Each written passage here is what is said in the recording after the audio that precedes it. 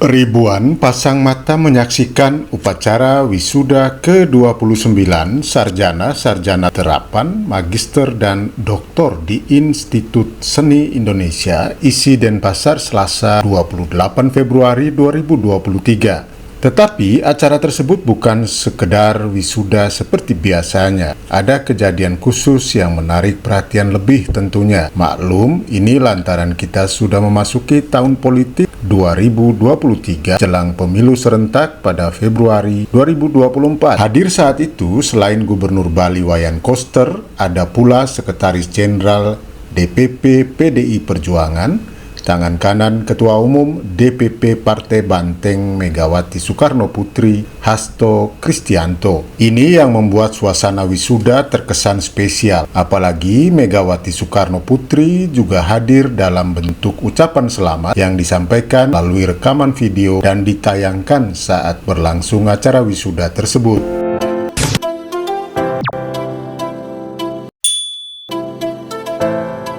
Saya mengucapkan selamat kepada seluruh wisudawan, baik sarjana, sarjana terapan, magister, dan doktor. Sekaligus selamat atas pembukaan Festival Internasional Bali Padma Buana kedua, serta Dies Natalis Institut Seni Indonesia atau ISI Denpasar. Saya juga mengucapkan terima kasih atas penghargaan Bali Buana Mahotama Nugraha yang diberikan ISI Denpasar kepada saya. Semoga penghargaan ini semakin menguatkan kita dalam melestarikan seni dan kebudayaan Indonesia. Semoga ISI Denpasar dapat terus menjadi bagian dalam merawat Indonesia yang berkepribadian dalam bidang kebudayaan.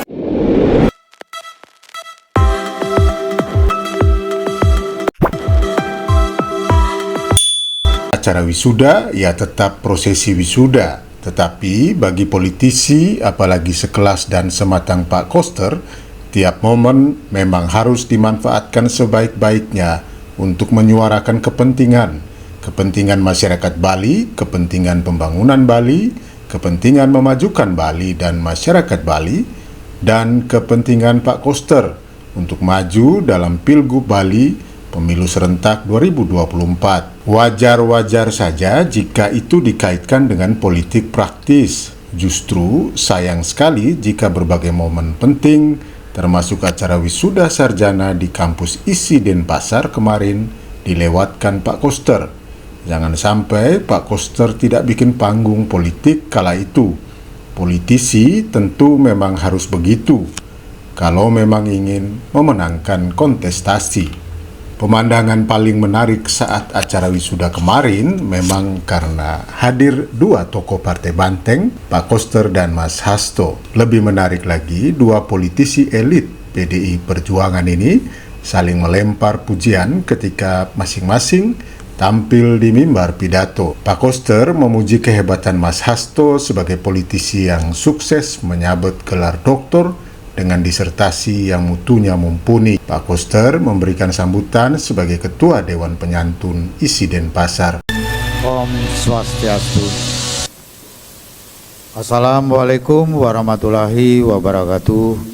Salam sejahtera, shalom, namo buddhaya, salam kebajikan, rahayu untuk kita semua. Yang saya hormati dan saya banggakan, Bapak Dr. Insinyur Hasto Kristianto, tokoh nasional yang juga pimpinan titiang di partai. Beliau adalah Sekretaris Jenderal DPP PDI Perjuangan. Izin titiang menyampaikan ketika beliau sidang terbuka untuk doktornya, yang ikut menyaksikan secara utuh, secara virtual, yang temanya adalah tentang geopolitik yang merupakan ajaran dari Bung Karno. Titiang pernah menjadi dosen dan juga beberapa kali menguji doktor. Titiang belum pernah melihat kandidat doktor yang kualitasnya seperti beliau. Tepuk tangan untuk beliau. Jadi prestasinya luar biasa, membanggakan. Jarang-jarang pimpinan partai itu concern pada masalah-masalah akademis seperti beliau, dan sangat serius sampai meraih gelar doktor. Tepuk tangan lagi yang meriah untuk beliau. Hasto pun tak kurang-kurang memuji reputasi Pak Koster, apalagi saat mantan anggota DPR RI Dapil Bali tersebut menduduki kursi Gubernur Bali. Perhatian Pak Koster dinilai sangat luar biasa terhadap upaya pemajuan kebudayaan Bali. Ini oleh Hasto Kristianto dinilai pantas diacungi jempol. Hasto Kristianto menyampaikan orasi ilmiah dalam acara wisuda tersebut. Apakah saling memuji antar kedua elit Partai Banteng ini bisa dispekulasi sebagai makin mesranya hubungan antar elit PDI Perjuangan di pusat dan di Bali? Tampaknya memang begitu. Ini lebih masuk akal lagi jika kita menyimak bagian lain dari isi sambutan Pak Koster saat wisuda di kampus ISI tersebut.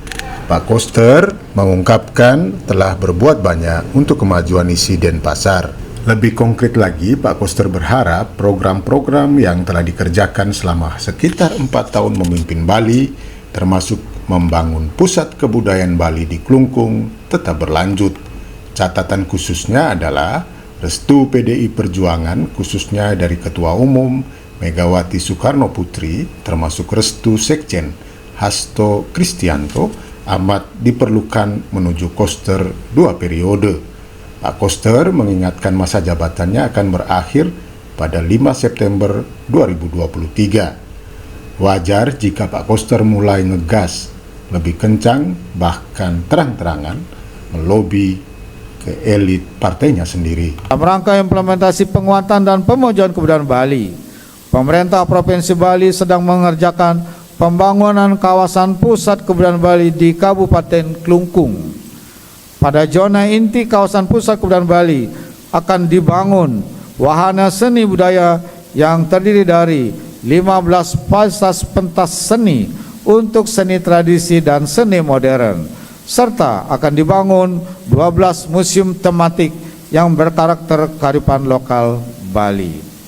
Asongkara pembangunan fisiknya akan dimulai pada bulan Juli tahun 2023 ini, dan target selesai pada bulan Desember tahun 2024.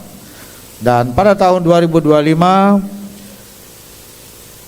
Pesta Kesenian Bali sudah bisa dilaksanakan di panggung terbuka Pusat Kebudayaan Bali yang baru pada tahun 2025. Asalkan Titiang ditugaskan kembali oleh Ibu Mega dan Bapak Sekjen untuk maju menjadi Gubernur Bali. Kalau nggak ditugaskan ya nggak bisa lagi gitu. Mohon Pak Sekjen. Soalnya kan ini Titiang akan berakhir 5 September 2023. Jadi periode pertamanya. Asungkara Bapak Sekjen akan memberikan restu kembali. Lantas, seperti apakah tanggapan Sekjen DPP PDI Perjuangan, Hasto Kristianto, merespons harapan Gubernur Wayan Koster agar mendapat restu, pasti juga tiket atau rekomendasi Megawati Soekarno Putri untuk melenggang lagi ke Pilgub Bali 2024? Hasto Kristianto dalam orasi ilmiahnya tidak langsung menjawabnya, tetapi secara diplomatis Sekjen DPP PDI Perjuangan tersebut memuji habis-habisan Koster sebagai Gubernur Bali yang membanggakan PDI Perjuangan.